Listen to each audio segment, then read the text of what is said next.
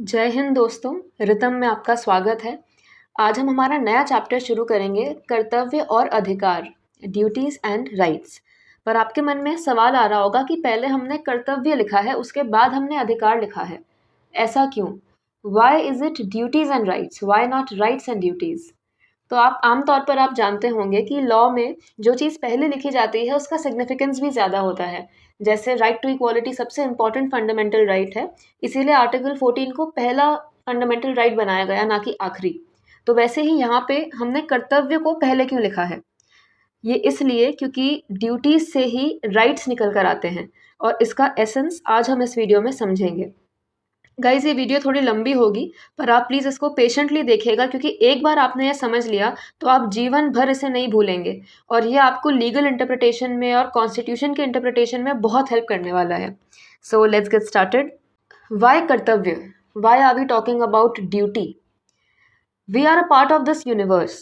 इसलिए ये यूनिवर्स कैसे फंक्शन करता है ये समझना बहुत ज़रूरी है, तभी हम लॉ को भी समझ पाएंगे। ये सब इंटरकनेक्टेड चीज़ें हैं, और लॉ सही वही होता है जो कॉस्मिक लॉज के कंप्लायंस में बनाया गया हो।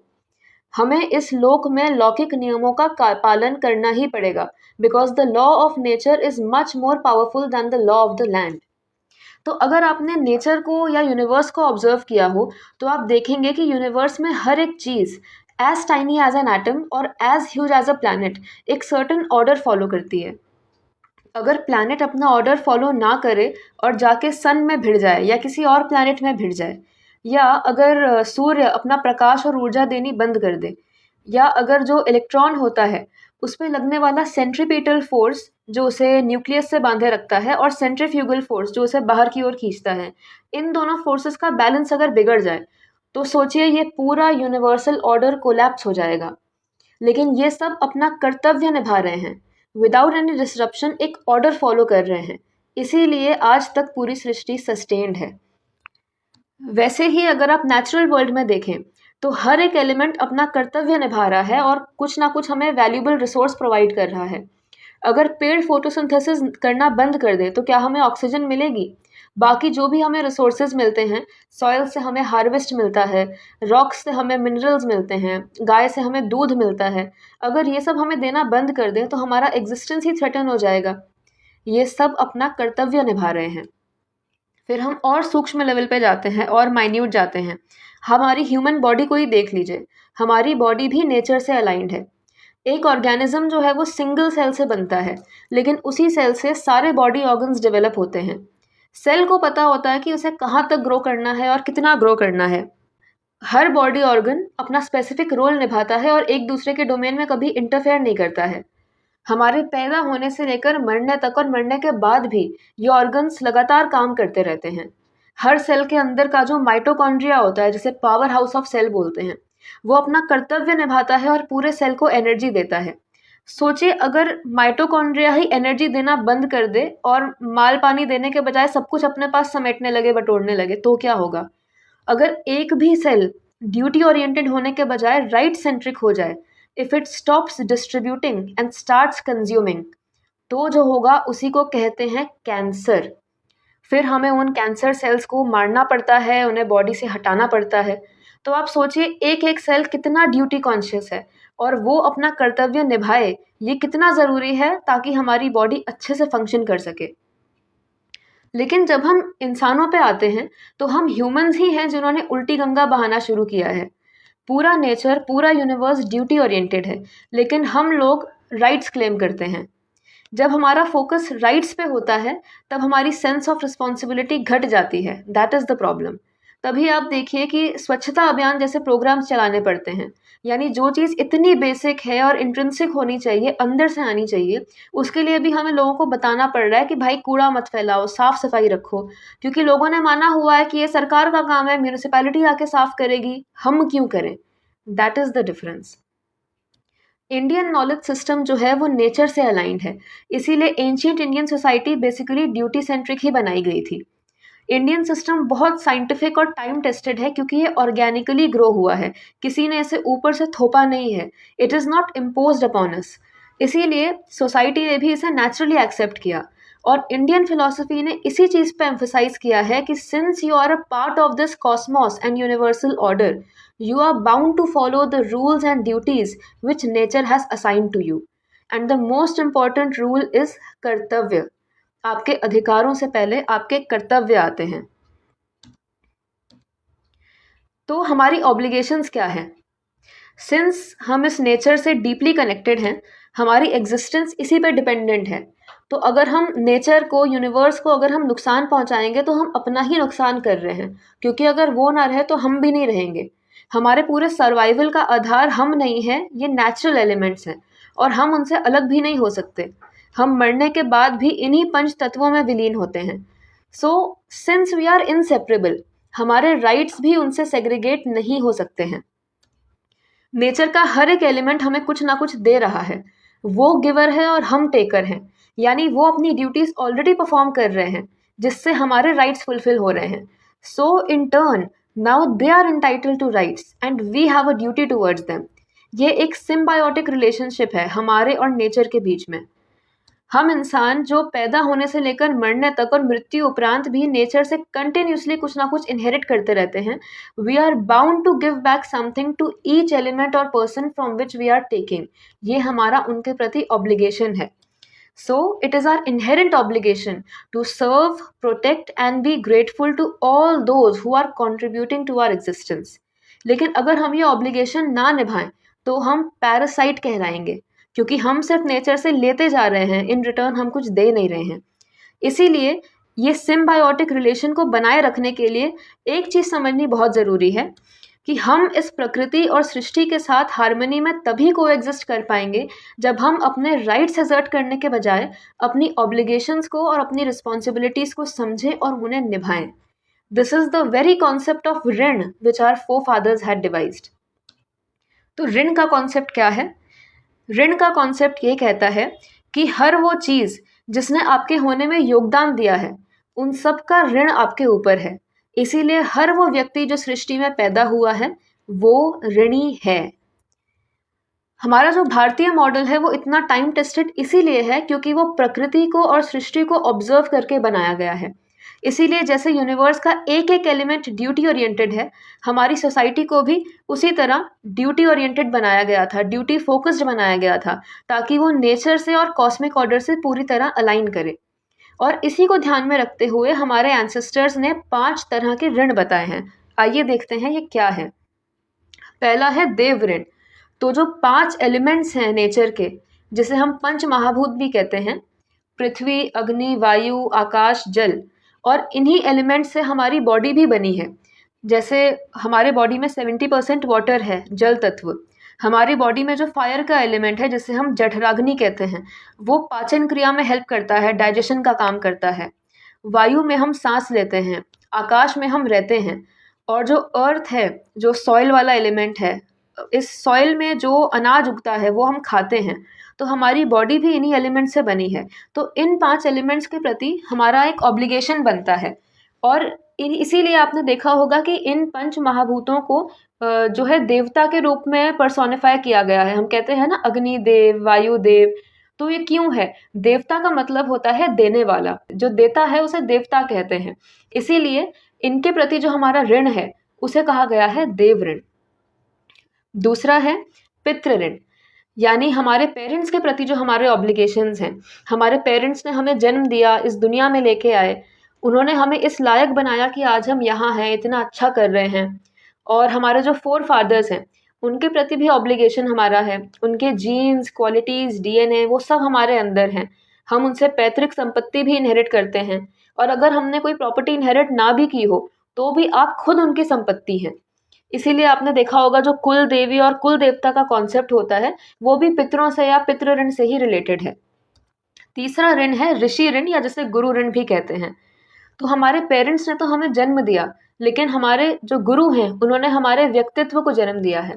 गुरु हमें इतनी नॉलेज देते हैं, विजडम देते हैं, संस्कार देते हैं, गाइडेंस देते हैं, इसलिए हमारा अपने गुरुओं के प्रति भी ऋण होता है. चौथा ऋण है अतिथि ऋण या मनुष्य ऋण. तो कोई भी इंसान जिसने हमारी कभी भी किसी पॉइंट ऑफ टाइम में हेल्प की हो, हम कभी मुसीबत में हो तो उन्होंने हमें कुछ दिया हो, कुछ सिखाया हो, हम परेशान रहे हों तो उन्होंने हमारे चेहरे पे स्माइल लाई हो, या उनकी वजह से कभी हमें अच्छा लगा हो, तो उन रैंडम जो स्ट्रेंजर्स हमें मिल जाते हैं, जो मुसीबत में हमारी हेल्प करते हैं, उनके प्रति जो ऋण होता है उसे कहते हैं मनुष्य ऋण, अतिथि ऋण।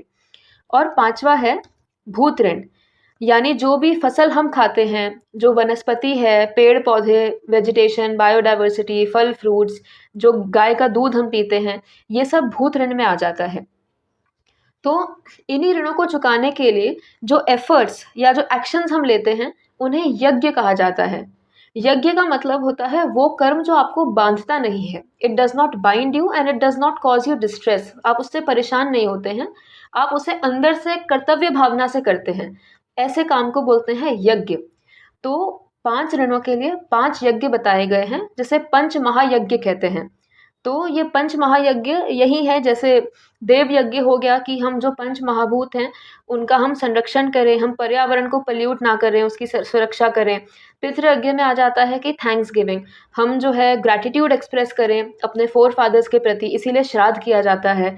हम जो हमारे पेरेंट्स हैं उनकी सेवा करें, उन्हें कष्ट ना पहुँचाएँ, उन्हें हमेशा खुशियाँ दें, और नए जनरेशन की हम अच्छे से परवरिश करें, ये आ जाता है पितृ यज्ञ में। फिर ऋषि यज्ञ में क्या आता है, जो भी हमारे गुरुओं ने हमें नॉलेज दी, संस्कार दिए, उनको हम अपने अंदर उतारें, उन्हें हम इम्बाइब करें, दूसरों के साथ भी शेयर करें उस नॉलेज को, और हम नया ज्ञान सृजित करें, यानी उस नॉलेज में हम भी ऐड ऑन करें, अपना कंट्रीब्यूशन दें। फिर अतिथि यज्ञ में क्या आता है, जैसे हमारी किसी इंसान ने हेल्प की थी, तो हम भी इन टर्न लोगों की हेल्प करें, हम सोशल सर्विस करें, सर्विस टुवर्ड्स ह्यूमैनिटी करें, वो हो जाता है अतिथि यज्ञ। और भूत यज्ञ में क्या आता है, सर्विस फॉर एनिमल्स, पशुओं को हम खाना दें, अगर हमें कोई इंजर्ड एनिमल मिल जाए तो हम इंश्योर करें कि उसका इलाज हम करवा दें, वेटरनरी केयर में ले जाएं, पौधे लगाएं, प्लांटेशन ड्राइव करें, यानी जितने भी नॉन ह्यूमन बीइंग्स हैं उनकी सेवा भूत यज्ञ में आ जाती है। तो शास्त्र तो कहते हैं कि अगर हम ये सारी ड्यूटीज़ परफॉर्म किए बिना इस दुनिया से चले जाएं, तो हम डिफ़ॉल्टर हैं, हम कृतघ्न हैं, वी आर अनग्रेटफुल, क्योंकि हमने सिर्फ लिया है और कुछ दिया नहीं है। लेकिन आप शास्त्रों को अगर साइड भी रखिए, तो ये सोचिए कि अगर हर इंसान ये 5 ड्यूटीज़ परफॉर्म करता है, तो क्या कभी वैश्विक वैश्विक तापमान बढ़ेगा? कभी ग्लोबल वार्मिंग होगी? क्या कभी भी कोई पैंडेमिक आएगा? कभी भी एनवायरनमेंट का एक्सप्लॉयटेशन होगा, नेचर पल्यूट होगा? या कभी भी कोई इंसान किसी दूसरे की वजह से परेशान रहेगा? The answer is a big no. In fact अगर सब लोग अपना ये कर्तव्य निभाएंगे तो किसी को राइट्स क्लेम करने की ज़रूरत ही नहीं पड़ेगी। So, the solution to all micro and macro level problems lies in only one thing, that is कर्तव्य।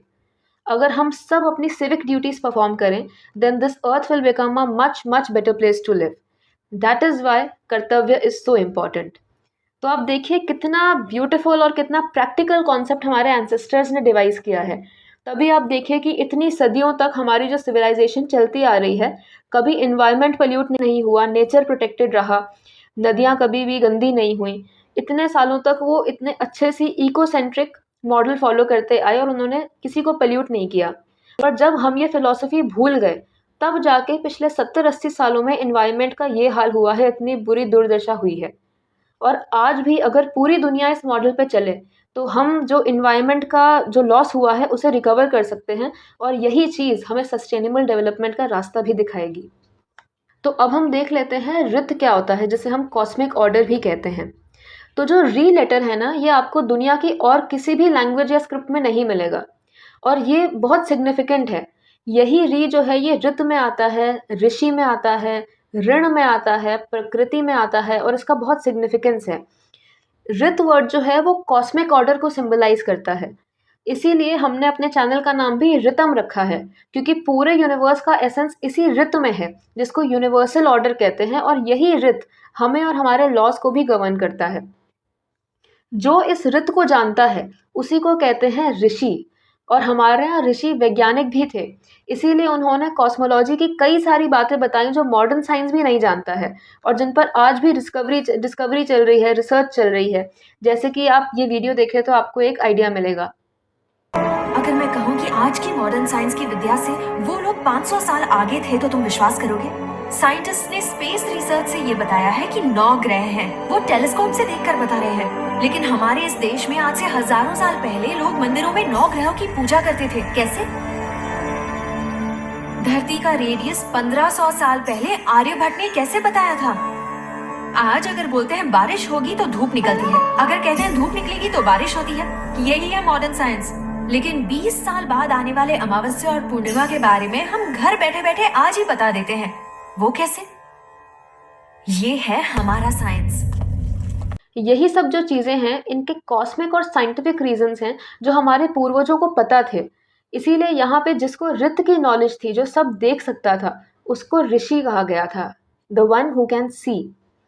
और हमारे ऋषियों ने कहा है कि we should not violate the law of the nature, you should never try to claim what does not belong to you.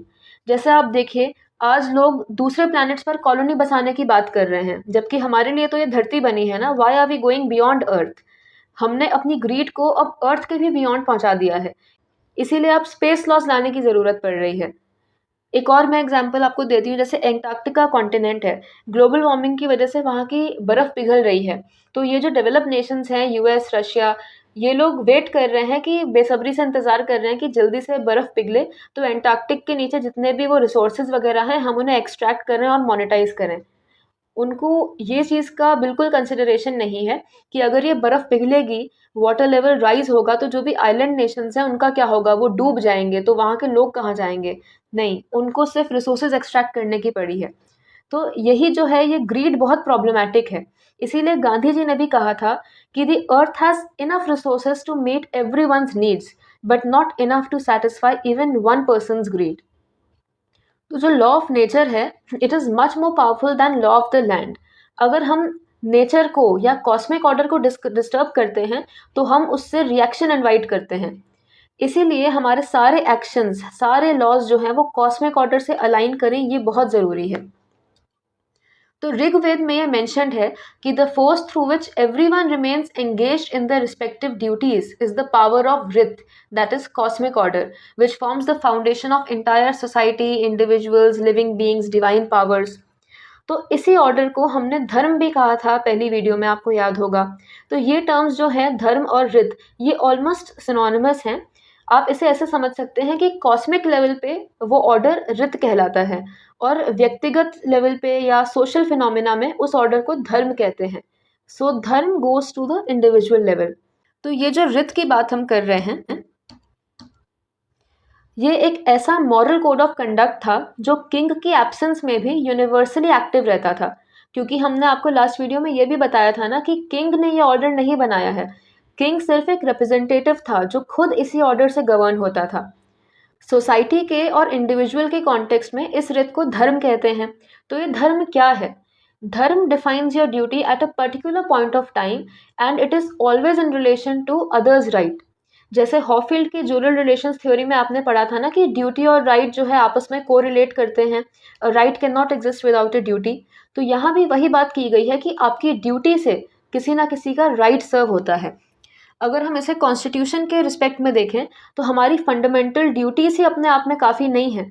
जो social morality है, वो हमारी कॉन्स्टिट्यूशनल ड्यूटीज़ का एक्सटेंशन है। यानी ये नहीं कि जो लिख दिया बस वही 11 ड्यूटीज़ ही हैं जो हमें निभानी है। ड्यूटी तो एक एक्सटर्नली इम्पोज्ड आइडिया होता है, लेकिन ऑब्लिगेशन या कर्तव्य वो होता है जो नेचुरली हमारे अंदर से आता है। It is selfless and self motivated. तो हमारी जो भी सोशल मोरालिटी होती है, जैसे सिविक ड्यूटीज़, देश के प्रति हमारी ड्यूटी, लोगों के प्रति ड्यूटी, ईमानदारी से काम करना, करप्शन ना करना, ये सब भी हमारा कर्तव्य है, और इसी को हमने सोशल मोरालिटी कहा है। अगर हम क्लियरली एनालाइज करेंगे ना, तो हम ये समझ पाएंगे कि कॉन्स्टिट्यूशन के कई प्रोविजंस सिटीजन्स से कोई ना कोई ड्यूटी डिमांड करते हैं। It एंटेल्स a duty on part of the citizens.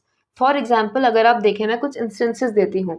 जो हमारे कॉन्स्टिट्यूशन का प्रियम्बल है, it begins with the words we the people of India.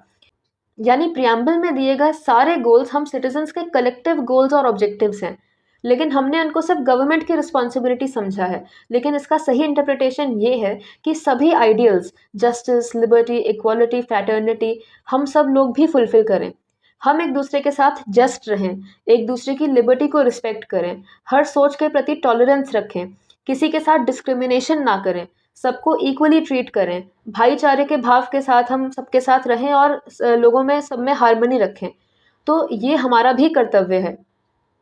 दूसरा एग्जाम्पल आप देखिए कि आर्टिकल 19 जो है, आर्टिकल 19 क्लॉज 1 हमें फ्रीडम्स देता है जो हमारे राइट्स हैं, but at the same time article 19 clause 2 reasonable restrictions लगाता है जो हमारी ड्यूटीज़ हैं कि अपनी फ्रीडम एक्सरसाइज करते हुए हम देश की सॉवरेनिटी, इंटेग्रिटी और सिक्योरिटी कॉम्प्रोमाइज़ ना करें, पब्लिक ऑर्डर डिस्टर्ब ना करें, डिसेंसी और मोरालिटी के स्टैंडर्ड्स हम मीट करें, कोई ऑफेंस इंसाइट ना करें या किसी को डिफेम ना करें। ये हमारा कर्तव्य है। फिर आप देखिए कि आर्टिकल 19(1)(a हमें स्पीच एंड एक्सप्रेशन का राइट देता है, लेकिन इसके साथ एक ड्यूटी भी लाता है कि हम सुनने वाले का राइट वायलेट ना करें। The right of the person at the receiving end should not be violated, यानी हम मिस इन्फॉर्मेशन ना दें, भ्रांतियां ना फैलाएं। ये हमारी ड्यूटी है along with the freedom of speech and expression.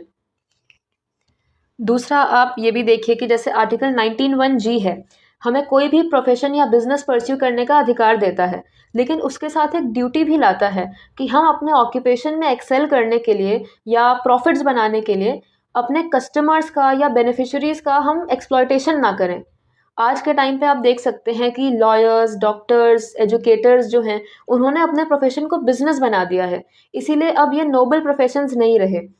ये इसलिए क्योंकि उन्होंने, ये सब जो प्रैक्टिशनर्स हैं, इन्होंने अपने राइट्स को एक्सरसाइज करते हुए अपने ड्यूटीज़ का ध्यान नहीं रखा। मतलब कि ये अपने क्लाइंट्स को, पेशेंट्स को या स्टूडेंट्स जो हैं उनके प्रति अपनी ड्यूटी नहीं निभा रहे हैं। तो कर्तव्य का एसेंस यही है कि आप हर एक्शन इस थॉट के साथ परफॉर्म करें कि मेरे इस एक्शन का दूसरों के ऊपर क्या इम्पैक्ट होगा। तो ऐसे ही अगर आप कॉन्स्टिट्यूशन के कई प्रोविजंस को और स्पेशली फंडामेंटल राइट्स और directive principles of state policy को अगर आप देखें, पार्ट 3 एंड पार्ट 4, इसको अगर आप ध्यान से पढ़ें, समझें और ऑब्जर्व करें, तो आपको ये समझ आएगा कि उनमें आपके लिए यानी सिटीजन्स के लिए भी कुछ ना कुछ ड्यूटीज़ छुपी हुई हैं, क्योंकि कोई भी राइट ड्यूटी के बिना एग्जिस्ट ही नहीं कर सकता, चाहे वो स्टेट की ड्यूटी हो या इंडिविजुअल की। लेकिन क्योंकि हमने पूरा कॉन्स्टिट्यूशन स्टेट के अराउंड ही रिवॉल्व करा दिया है, इसीलिए हम ये समझते हैं कि सारी ड्यूटीज़ और रिस्पॉन्सिबिलिटीज़ केवल स्टेट की हैं और सिटीजन्स के सिर्फ राइट्स हैं।